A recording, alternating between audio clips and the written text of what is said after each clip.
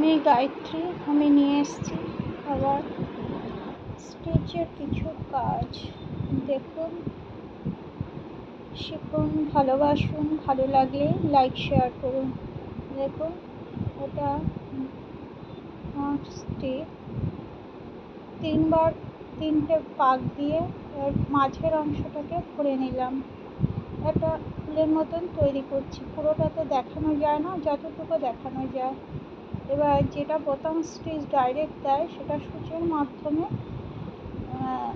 সুতোটাকে প্যাচ দিয়ে দিয়ে ঢোকাতে হয়েছে।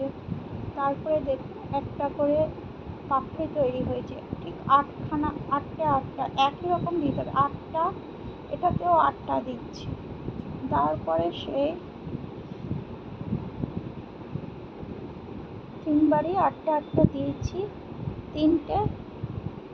কিন্তু সেটাকে খুব চিন্তা ভাবনা করে সুন্দর করে সেট করতে হবে।